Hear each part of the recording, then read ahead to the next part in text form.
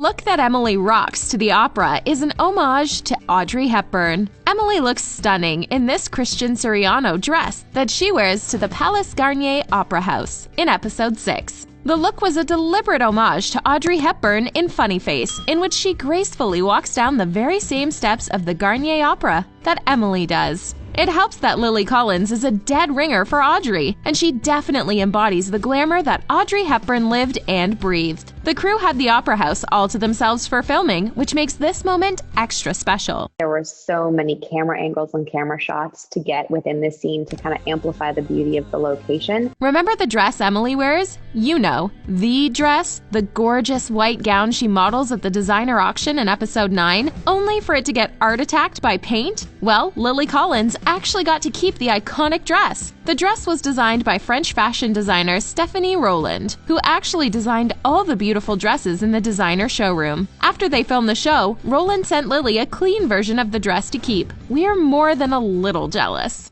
This was the most important for me, to bring lightness to women. We all know that Emily in Paris takes place in, well, Paris. Duh. It's right there in the title. But did you know that the entire show was actually shot on location in Paris and the nearby Loire Valley? According to Lily Collins, it's also the first American show that's completely shot in Paris. So all those iconic landmarks you see the characters hanging around are the real deal. We love the show's commitment to shooting where it's actually set. For me, the luckiest thing about shooting there was the access to the incredible locations that we got. It adds a dose of authenticity that can't be replicated and turns the show into a true love letter to the city of Paris. Paris seems like a big city, but it's really just a small town.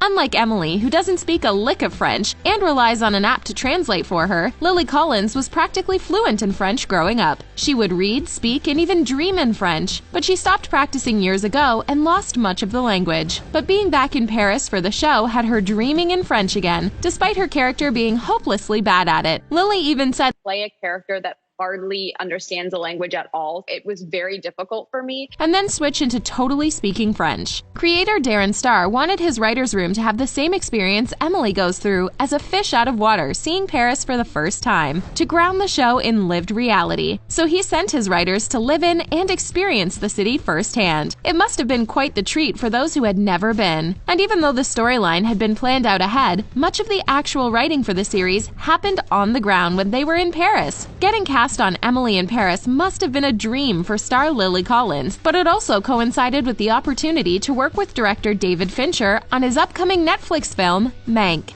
Collins flew back and forth between Paris and Los Angeles to attend Mank rehearsals, juggling both projects at the same time. That meant that on a couple of occasions, she had to fly back to LA on the weekend for a 24-hour period, and then immediately fly back and go straight to set for Emily. As she put it, "I was in the air longer than I was on the ground during those crazy weekends." Anyway, it's not just about the number of followers, it's about content.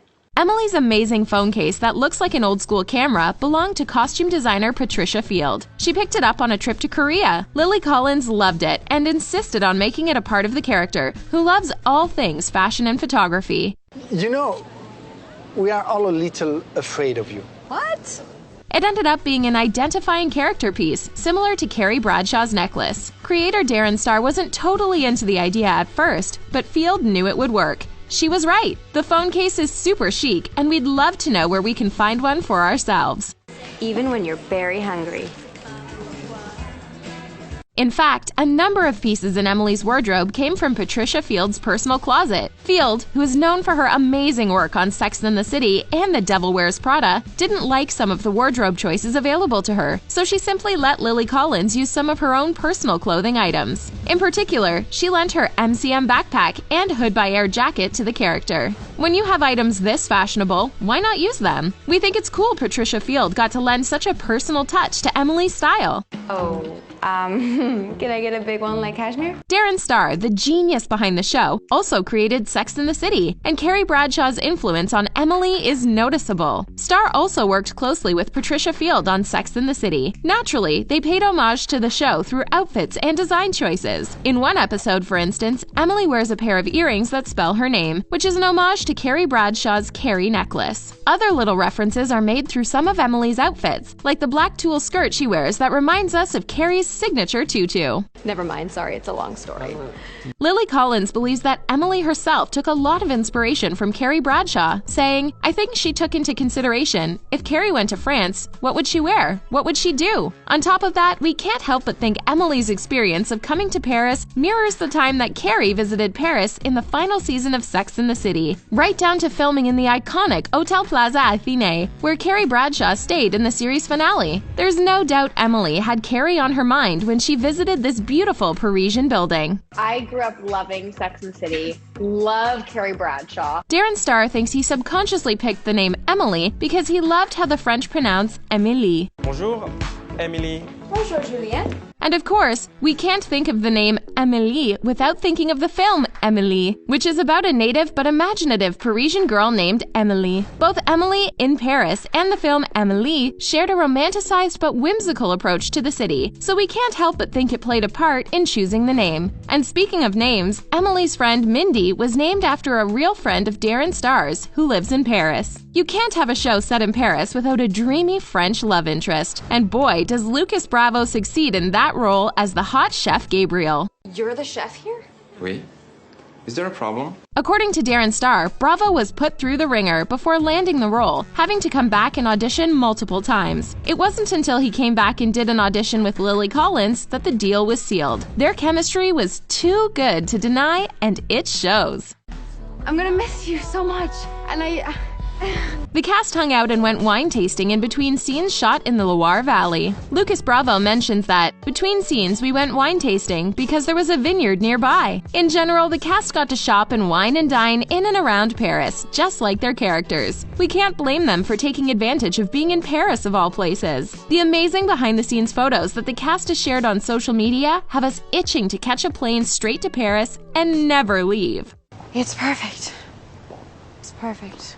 We love when actors rub off on the characters they play in TV shows and get to influence the writing. One example is that Mindy wasn't supposed to be a singer until Ashley Park was cast. Ashley Park has an amazing voice, which she showed off as Gretchen in Mean Girls the Musical. Darren Star loved her and her voice so much that he made it a part of Mindy's character. He says he selfishly just wanted to hear her voice, but we're all thankful for it.